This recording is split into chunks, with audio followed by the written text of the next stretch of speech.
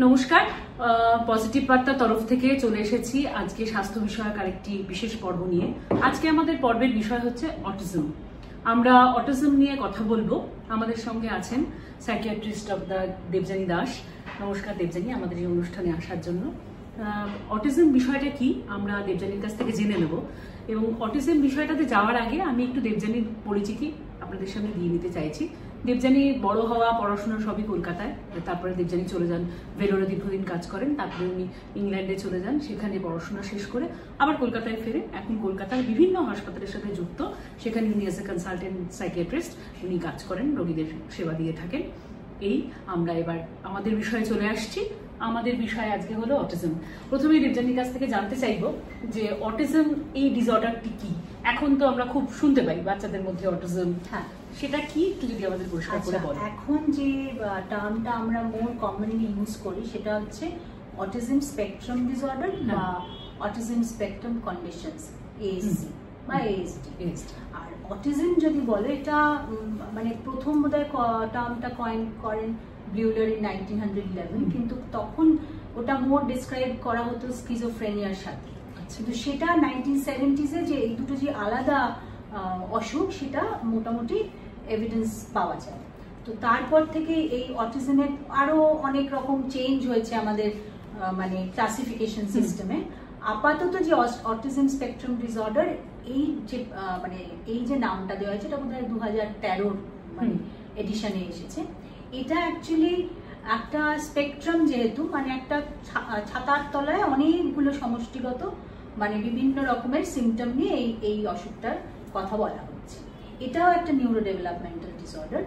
আর এটাতে তিনটি মূলত জিনিস আমি বলতে চাইবো। একটা হচ্ছে যে কমিউনিকেশনের সমস্যা থাকবে, দ্বিতীয় হচ্ছে রেসিপ্রোকাল সোশ্যাল ইন্টারাকশনের সমস্যা, এবং কিছু বিহেভিয়ার সমস্যা যেগুলো মেইনলি স্টিরিওটাইপ বা রেপিটেটিভ বিহেভিয়ার্স, এইগুলো সমস্যা দেখা যাবে এই ধরনের বাচ্চাদের মধ্যে। তাহলে অটিজমের যে সিমটমস গুলো, যে কথাটা তুমি বললে, সেই সিমটমস গুলো কোন বয়স থেকে মোটামুটি বাচ্চাদের মধ্যে দেখা যেতে শুরু করে? হ্যাঁ, মোটামুটি ধরো 12 থেকে 18 মাস থেকে আমরা কিন্তু বুঝতে শুরু করতে পারি।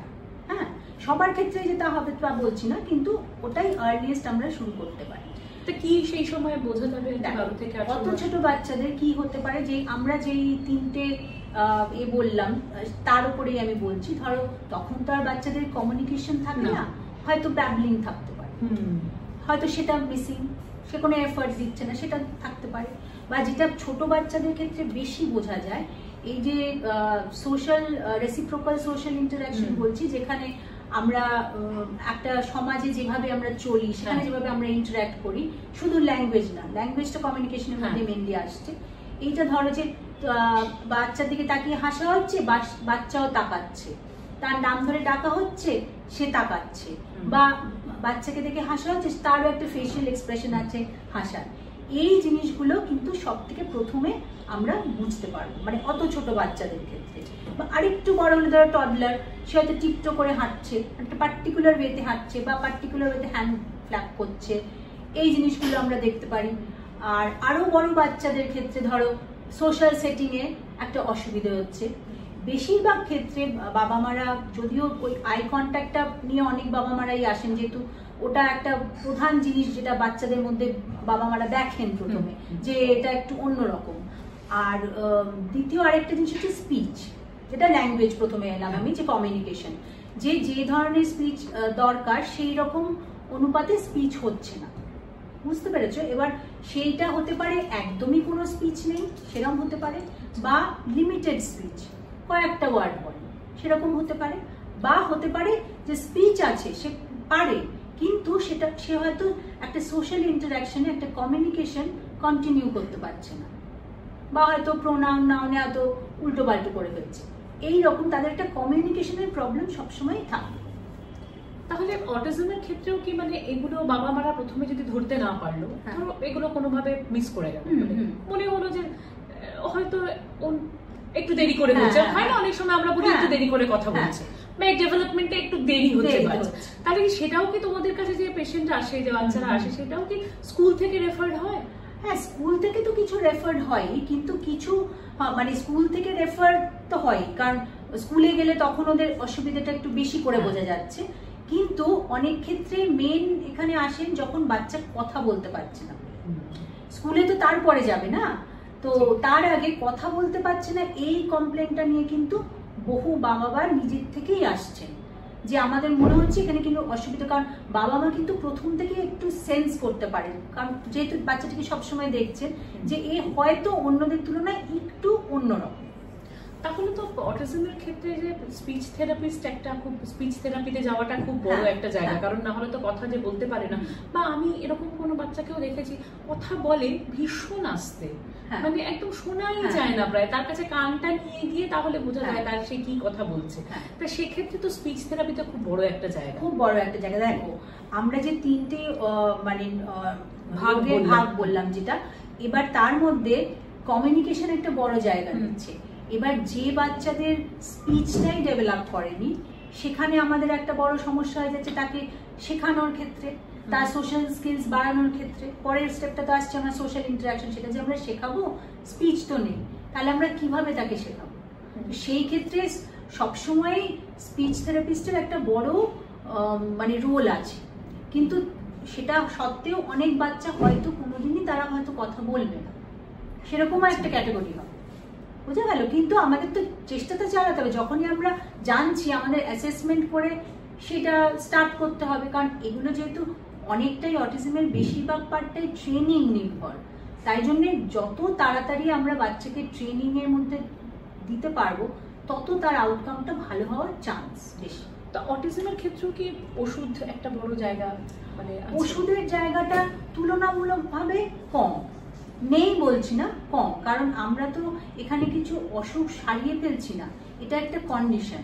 কন্ডিশনের তিনটে প্রধান জায়গা আছে, এবার সেগুলোকে আমরা কিভাবে এম্পাওয়ার করবো বাচ্চাটাকে, সেটাতে আমরা ল্যাঙ্গুয়েজের ক্ষেত্রে সেখানে বুঝতেই পারছো আমরা মেন তো স্পিচ থেরাপিস্টের কাছে পাঠাবো কমিউনিকেশন ওই জায়গাটা বের করতে।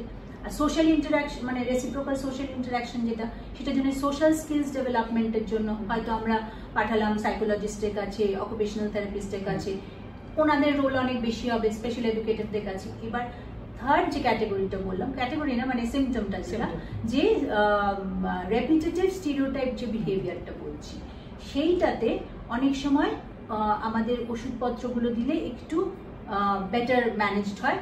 আর যেহেতু এই বাচ্চাদের একটা ওই যে কমিউনিকেশন বললাম না, সেখানে ভার্বাল নন ভার্বাল দু রকমই কমিউনিকেশনের প্রবলেম, প্লাস ওদের আরেকটাও জিনিস থাকে যে এই বাচ্চারা অন্যের পয়েন্ট অফ ভিউতে খুব একটা বুঝতে পারে না, ওদের জগৎটা নিজেদের মধ্যে, ওরা খুব একটা বেশি বাইরের জগতে ইন্টারঅ্যাক্ট করতে ইন্টারেস্টেড নয়, কারণ ওরা নিজেরটার মধ্যে বেশ ভালো আছে।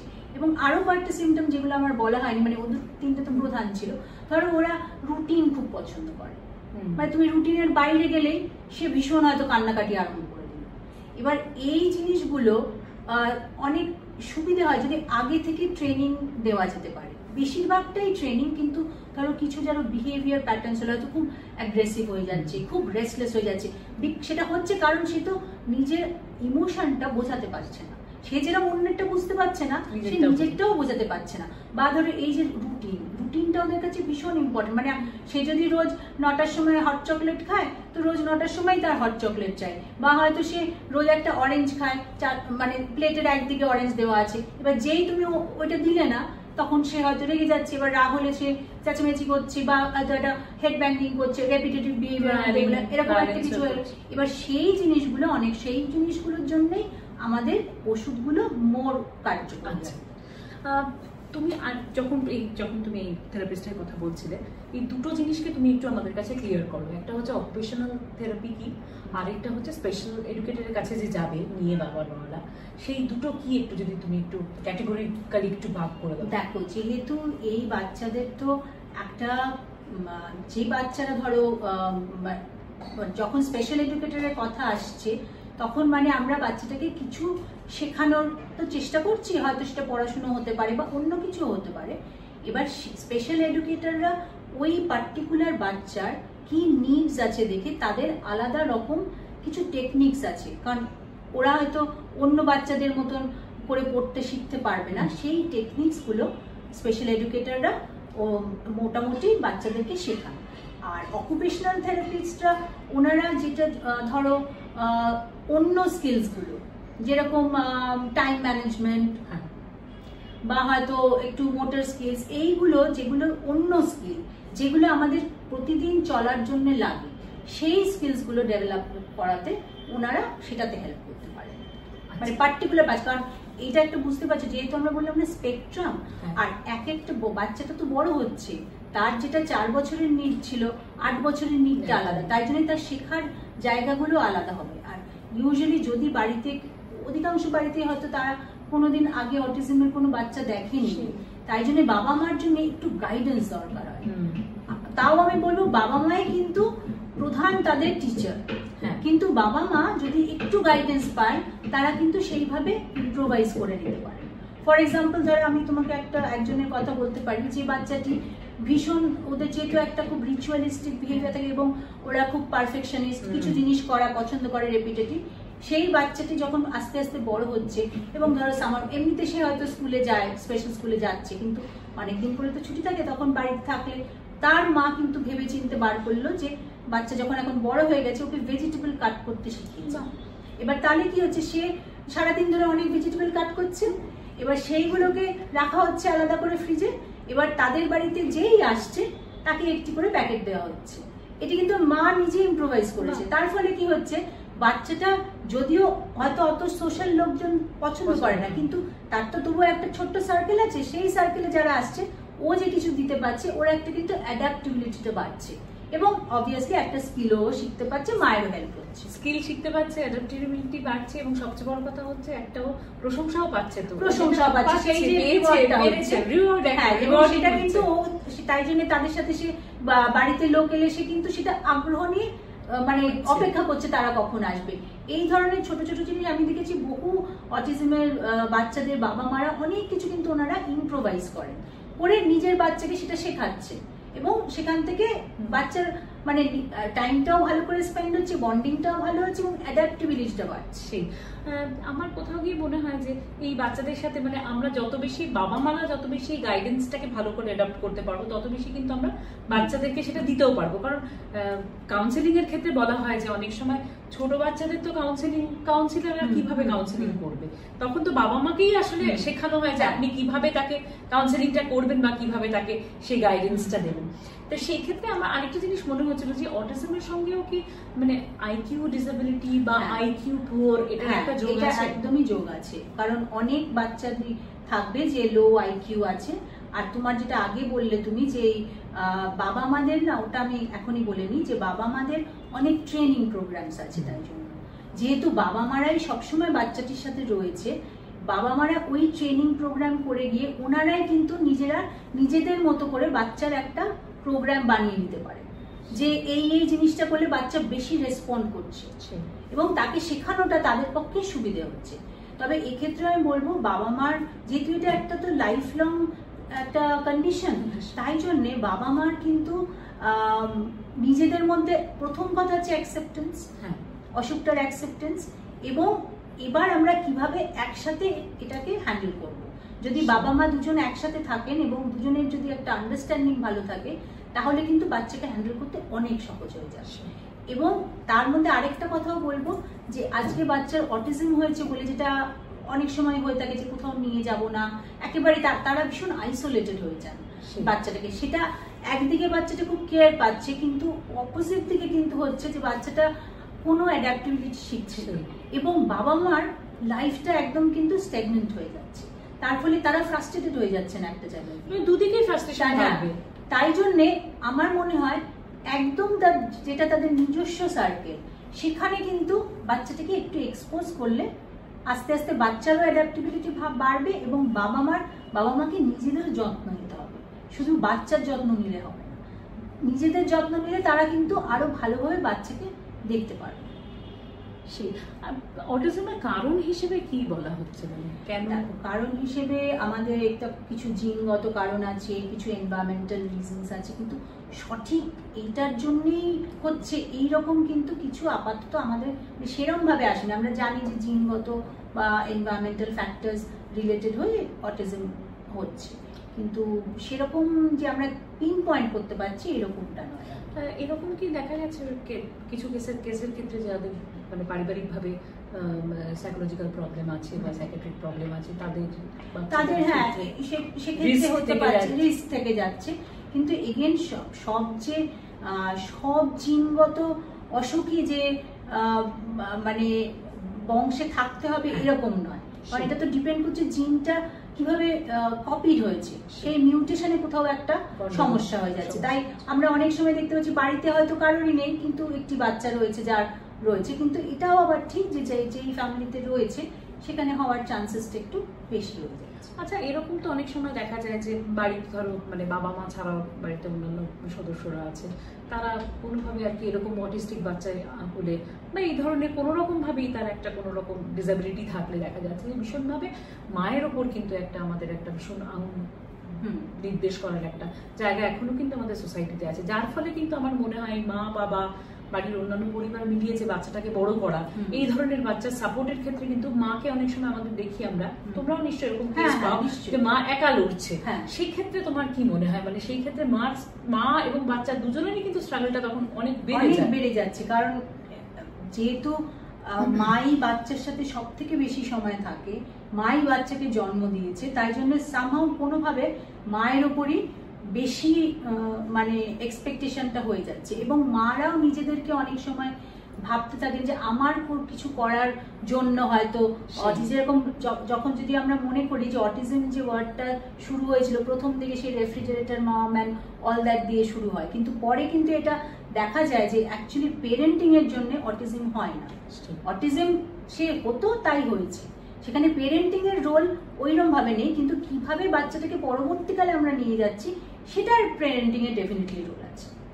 হ্যাঁ, আর অটিজমের ক্ষেত্রে কি কোনো টেস্ট বা এরকম কিছু আছে যেটা ওরকম না, অটিজমের ক্ষেত্রে ওরকম ব্লাড টেস্ট ওই ধরনের কিছু নেই, ওটাও আমরা সেই তার হিস্ট্রি, ডেভেলপমেন্টাল হিস্ট্রি এইগুলো সব আমাদের দেখতে হবে, এবং কিছু মেডিকেল কন্ডিশনস আছে কিনা অ্যাসোসিয়েটেড সেগুলো দেখতে হবে, বাচ্চাটাকে অবজার্ভ করা, এবং কিছু অ্যাসেসমেন্ট টুলস আছে যেরকম কার্স আছে, এডস আছে, কিছু স্ট্রাকচার টুলস আছে যেগুলো আমরা ইউজ করে বুঝতে পারি যে এই বাচ্চার সম্ভবত অটিজম আছে। তোমার কাছে কিরকম মানে অটিজমের বাচ্চারা আসে? আমার কাছে যেহেতু আমি একটা জেনারেল হসপিটালে বেশি কাজ করি, তাই জন্য আমার কাছে আসে না তা নয়, তবে হয়তো সংখ্যায় একটু কম। অটিজমের বাচ্চারা অনেক বেশি প্রেজেন্ট করে পিডিয়াট্রিক্সে, প্রথম কথা পিডিয়াট্রিক্সে বা নিউরোলজিতে, আর যারা শুধু বাচ্চাদের দেখেন সেখানেও বেশিভাবে আসছে অটিজমের বাচ্চারা। তোমার দিক থেকে আমি যদি বলি যে তোমাকে যদি আমি বলি যে অটিজম রয়েছে এরকম বাচ্চার পরিবারকে বা পরবর্তীকালে অটিজম ধরা পড়েছে সেরকম ভাবে, তুমি তাহলে কি বলবে সেই সব বাবা মাকে কেয়ার নেওয়ার ক্ষেত্রে? তুমি আমার তাদের কি মেসেজ দেবে? অটিজমের যেহেতু এটা একটা লাইফ লং কন্ডিশন, এই জিনিসটার জন্য আমার মনে হয় প্রথমত তো অ্যাকসেপ্টেন্স আর ধৈর্য তো দরকার। তাছাড়াও আমার অটিজমের পেশেন্টদের নিয়ে ডিল করতে গিয়ে যেটা মনে হয়েছে অ্যাকচুয়ালি আমাদের না একটা মাল্টিডিসিপ্লিনারি টিমের দরকার। এবার সেখানে আমাদের সাইকোলজিস্ট থাকবে, আমাদের স্পেশাল এডুকেটর থাকবে, স্পিচ থেরাপিস্ট থাকবে, অকুপেশনাল থেরাপিস্ট থাকবে, ফিজিওথেরাপিস্ট থাকবে। এবার সেই ধরনের সেটিং অ্যাকচুয়ালি আমাদের শহরেও অত যে আছে একই ছাদের তলায়, এটা সবসময় হচ্ছে না। তার ফলে কি বাবা মাকে অনেক জায়গায় ঘুরে বেড়াতে হচ্ছে, যেটাতে একটু ডিসরাপ্টেড হয়ে যায়। মানে ইন্ডিভিজুয়াল ক্লিনিশিয়ানস যেরকম আমার মতন ইন্ডিভিজুয়াল ক্লিনিশিয়ানস যখন দেখছে, আমি পেশেন্টটিকে একবার পাঠাচ্ছি সাইকোলজিস্টের কাছে, তারপরে যাচ্ছে সে স্পিচ থেরাপিস্টের কাছে। তাই জন্য যেই জায়গাগুলোতে এই সবগুলো এক ছাদের তলায় পাওয়া যায় সেইখানে গেলে বাচ্চাদের সুবিধাটা অনেকটা বেশি হয়। তাই জন্য আমি অনেক সময় যদি বিশেষ করে ধরো একটু যদি গ্রাম থেকে কেউ আসেন যেখানে অ্যাকচুয়ালি স্কুলেও ওরকম ইনক্লুসিভ কিছু নেই, স্পেশাল এডুকেটর তারা পাচ্ছেন না, তো তখন আমি অনেক সময় বলে থাকি যে হয় কোনো একটা ইনস্টিটিউটে গিয়ে কিছুদিন সেখানে থেকে অ্যাসেসমেন্ট করে আসতে, এবং তাতে কি হয় ওনারা অন্য বাবা মাদেরও দেখতে পারেন, এবং অ্যাসেসমেন্টটা ভালো করে হয়ে যায়, অন্য বাবা মাদেরও দেখা যায়, এবং কিছুটা ট্রেনিং ওনারা নিয়ে ফিরতে পারেন, এবং সেটা দিয়ে তারপরে তারা আগে যেতে পারে না। হ্যাঁ, আমার এটাও কিন্তু একটা দেবযানীকে প্রশ্ন যে আমাদের কিন্তু আলোচনাগুলো অনেক সময় ভীষণ শহর কেন্দ্রিক হয়, এবং গ্রামে কিন্তু প্রচুর মানুষ আছে, তাদের মধ্যে কিন্তু এখনো সেই সচেতনতাটা গড়েই ওঠেনি, মানসিক স্বাস্থ্য নিয়েই গড়ে ওঠেনি। সেখানে তো অটিজম, এডিএইচডি অনেক বড় বিষয় আর কি। তারা তো কোনো রকম এরকম কিছু হলেই বিকলাঙ্গ বলে দেয় বাচ্চাকে আর কি, মানে কোট আনকোট সেটাই আর কি বলে কিন্তু। এবং সেক্ষেত্রে দেখা যায় যে অনেক সময় বাচ্চার মা দুজনকেই ভীষণভাবেই খুবভাবে খারাপ জায়গায় পৌঁছতে হয়। তো সেই ক্ষেত্রে যদি গ্রাম থেকে পেশেন্টরা আমাদের আসে, তাদের ক্ষেত্রে আমরা কি বলবো? গ্রামে বা মফস্বল শহরগুলোতে কিন্তু এখনো এই ধরনের এখনো এত লেভেলের কিন্তু সেই সুযোগ সুবিধাগুলো নেই। আছে, একদম যে নেই তাই নয়, আছে, কিন্তু এত বড় করে নেই। সেই ক্ষেত্রে তখন তোমরা কি? কিন্তু আমি একটা জিনিস বলবো, নিশ্চয়ই তুমি ঠিকই বলছো যে ওখানে ওই ফ্যাসিলিটিগুলো নেই, কিন্তু অনেক মানুষই কিন্তু আসছেন। কারণ তার একটা জিনিস হচ্ছে এই যে তোমাদের যে প্রোগ্রাম হচ্ছে, এইরকম অনেক প্রোগ্রাম আছে। এখন মানুষ খুব সহজেই কিন্তু কিছু সিমটম হলে তারা গুগল করেন, তারা বোঝার চেষ্টা করেন যে কি হচ্ছে। এবং আমার কিন্তু গ্রাম থেকেও পেশেন্ট আসছে যারা বলছে যে তাহলে কি এর কি অটিজম আছে, মানে সেইটা বোধটা কিন্তু আস্তে আস্তে তৈরি হচ্ছে। এবার আমাদের তো এইভাবেই এগোতে হবে, কারণ যত আমরা সচেতনতা বাড়াবো তবেই মানুষ জানতে পারবে যে এটা কি ধরনের অসুখ। কারণ এই জিনিসগুলো তো সব জায়গায় সবাই হয়তো দেখেন, কিন্তু একবার বুঝে গেলে ওনারা কিন্তু মানে যেহেতু বাচ্চা, বাবা মা কিন্তু বেশিরভাগ ক্ষেত্রে আমি দেখেছি আপ্রাণ চেষ্টা করছেন বাচ্চাটাকে যতটা স্বনির্ভর করা সম্ভব। মানে আমাদের এইমটাই তাই যে হয়তো ওর সাপোর্ট লাগবে, কিন্তু আমি যদি বাচ্চাটাকে এখন থেকে শেখাতে শুরু করি, মানে পরে আমাদের ওকে ম্যানেজ করা অনেক সুবিধা হবে। এবং বাবা মা যদি একসাথে মিলে প্ল্যানিং, এই বাচ্চার পরবর্তীকালে সে কিভাবে থাকবে, কি ভোকেশনে যেতে পারে, বা যদি সাপোর্ট লাগবে কে তাদেরকে সাপোর্ট করবে, সেই মানে ফ্যামিলি মেম্বারদের মধ্যে এই যে তারা একটা সময় পাচ্ছেন, সেটা তারা সেইভাবে সেটার জন্য ইউজ করতে পারে। একদম তাই। দেবযানীকে অসংখ্য ধন্যবাদ। আমরা আজকে কথা বললাম, আমরা প্রথমেই বলেছিলাম যে বিষয়টি অটিজম এবং অটিজম স্পেকট্রাম যে ডিসঅর্ডার, সেটা নিয়ে আমরা দেবযানীর কাছ থেকে অনেকটাই জানতে পারলাম, বুঝতে পারলাম। এবং দেবযানী যেটা বললেন যে শুধু শহর নয়, গ্রামের মানুষও কিন্তু আস্তে আস্তে সচেতন হচ্ছে আমাদের এই ধরনের সচেতনতামূলক প্রোগ্রামের মধ্যে দিয়ে।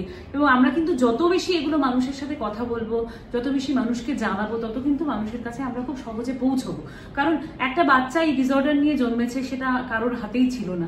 সেই বাচ্চাটিকে সাপোর্ট করাই কিন্তু আমাদের বাবা মার যেরকম একটা বড় কর্তব্য, আর সামাজিক মানুষ হিসেবে কিন্তু আমাদের এটা খুব বড় কর্তব্য তার পাশে দাঁড়ানো, তাদের মতন বাচ্চাদের পাশে দাঁড়ানো। সবাইকে পজিটিভ বার্তার তরফ থেকে অসংখ্য ধন্যবাদ। ভালো থাকবেন, সুস্থ থাকবেন, সুস্থ মন নিয়ে থাকবেন। Think positive, be positive. Thank you.